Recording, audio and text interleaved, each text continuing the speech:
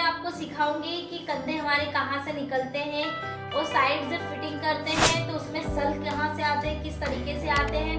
तो ये वीडियो हमारा आज का बहुत इम्पोर्टेंट है, तो प्लीज़ मेरे वीडियो को पूरा देखना और एक भी पार्ट स्किप मत करना। चलिए वीडियो स्टार्ट करते हैं। देखिए हमारे कंधे कहाँ से निकलते हैं, यहाँ से जब हम शोल्डर जॉइंट करते हैं तब। तो मैं दोनों साइड के रख लेती हूँ, आगे के शोल्डर। अब हम क्या करेंगे, इसमें कंधे जोड़ेंगे। तो जब हम कंधे जोड़ते हैं तो हमें इस साइड से सिलाई लगानी, तो इस साइड से थोड़ा सा हमें डाउन कर देना है। इस तरीके से सिलाई लगाएंगे हम, इस तरीके से। इससे क्या होगा, हमारे कंधे नहीं निकलेंगे। तो मैं सिलाई लगा के आपको बताती हूँ। देखिए ये जो आस्तीन की साइड लगाते हैं वहाँ पे मैंने कम किया हुआ है और इस साइड मैंने थोड़ी सी सिलाई डाउन करके लगाई है। और एक चीज आपकी है कि कंधे क्यों निकलते हैं। देखो हमारे शोल्डर कभी कभी हम जब कटिंग करते हैं तो बड़े या छोटे हो जाते हैं। तो हमें क्या करना है, जिस साइड हमारा गला रहता है, गले के साइड हमें दोनों शोल्डर एकदम बराबर जोड़ने हैं। अगर इस साइड इस तरीके से आता है तो हमें क्या करना है, इसकी कटिंग कर देनी है। बट इस साइड हमें एकदम बराबर रखना है। इस साइड से हमें कोई कटिंग नहीं करनी है, इस साइड से करनी है। किस साइड, ये गले के साइड से नहीं, जहाँ पे आस्तीन लगती है उस साइड से। दूसरा शोल्डर भी ज्वाइन कर रही हूँ।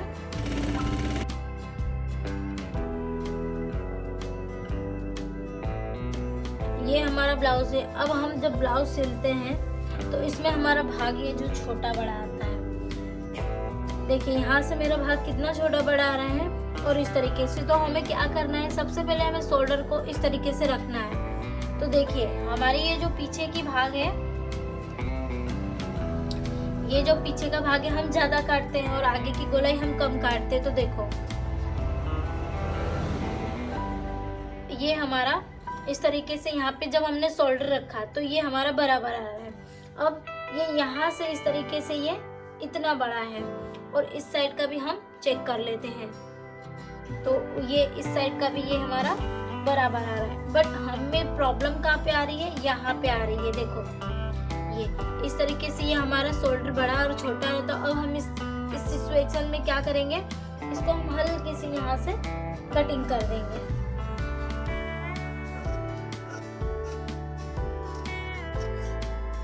इस तरीके से ये, फिर भी हमारे इसमें कोई फर्क नहीं आएगा। देखो कुछ भी अलग नहीं है। इस तरीके से पहले हम जब आस्तीन लगाते हैं उससे पहले हमें शोल्डर ज्वाइन करना है।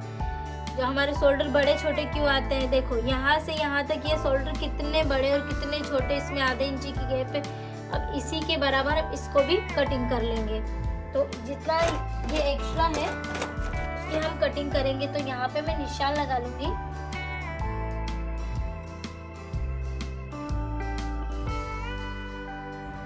देखिए हमने ये निशान लगा लिया है। अब हम इसकी कटिंग पूरी नीचे तक नहीं करेंगे, सिर्फ यहाँ से यहीं तक हमें इसकी कटिंग करनी है।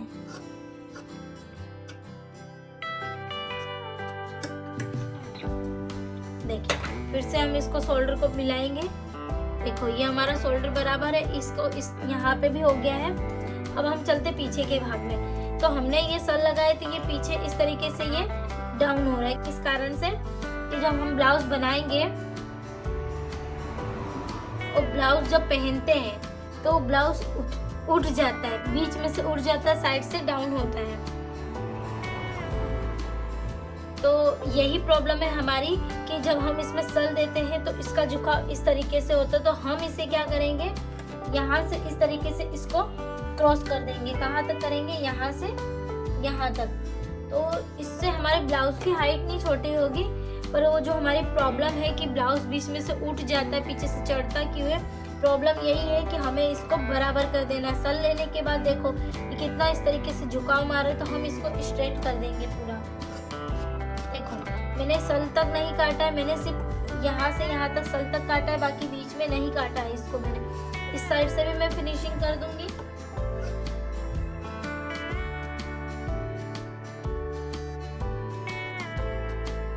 इस तरीके से मैं हमारा ये आगे और पीछे का भाग एकदम बिल्कुल बराबर आ गया है, कहीं से कोई प्रॉब्लम नहीं है, ये ऊंचा और नीचा नहीं है।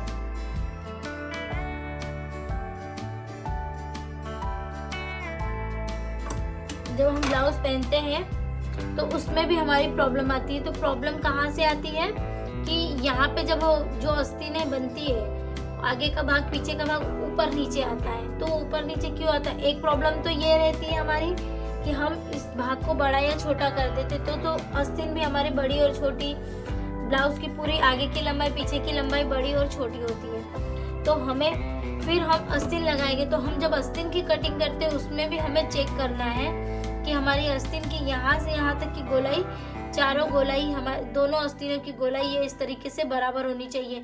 इस तरीके से छोटी या बड़ी नहीं होनी चाहिए। जैसे ये यहाँ से छोटी, यहाँ से बड़ी, इसमें भी आपको जब ब्लाउज की हम फिटिंग लगाते हैं उसमें बहुत प्रॉब्लम आती है। तो मैं आपको आस्तीन लगाना बताती हूँ।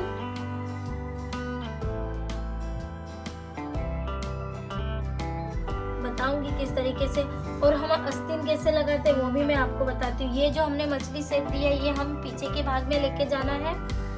तो ये जो हमारे बीच का कट रहता है इसको मैं यहाँ से नाप लूंगी और इस तरीके से देखूंगी कितनी हमारी आस्तीन बड़ी या छोटी है, बराबर आ रही है तो कोई प्रॉब्लम नहीं। इसको इस तरीके से लगा देंगे।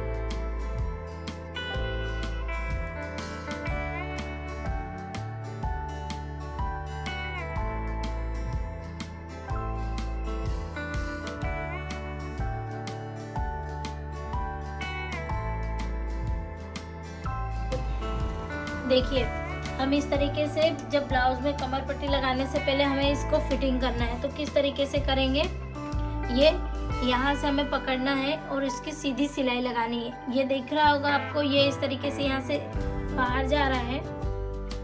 तो हमें क्या करना है, ये यहाँ से बाहर जा रहा है तो हमें इसको सीधी सिलाई लगानी है। तो आपको पता चल जाएगा जब आप ब्लाउज सिलते हो तो हमें प्रॉब्लम्स कहाँ कहाँ से आती है।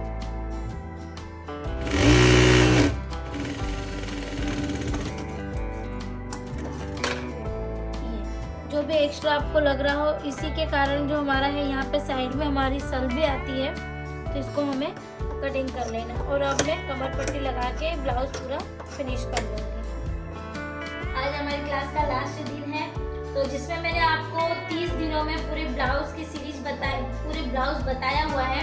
किस तरीके से हम ब्लाउज बनाते हैं, कटिंग किस तरीके से करते हैं, किस तरीके से उसको ब्लाउज सिलते हैं, कहाँ से क्या मिस्टेक वगैरह आती है, ये सब मैंने आपको पूरी इस 30 दिन की क्लास में सिखाया है। तो आगे भी हम मास्टर क्लास निकालने वाले हैं। हमारी मास्टर क्लास आएगी। अब सूट वगैरह हम जो है, सूट जो सिलाई सिलते हैं, किस तरीके से कटिंग होती है, किस तरीके से उसकी फिटिंग होती है, वो सब मैं आपको आगे के वीडियो में आने वाले समय में मैं आपको बताने वाली हूँ। अगर इसके अलावा भी हम लहंगे किस तरीके से बनाते हैं, कहाँ लहंगों में हमारी मिस्टेक आती है, वो भी सब मैं आपको सिखाऊंगी। और भी अलग से अलग टाइप के, डिफरेंट टाइप के ड्रेसेस वगैरह, उसकी भी मैं वीडियोस डालूंगी। तो प्लीज़ मुझे सपोर्ट जरूर करना और मेरे चैनल को लाइक, शेयर और सब्सक्राइब जरूर करना मेरे चैनल को। और इतना सारा ढेर सारा प्यार देने के लिए थैंक यू।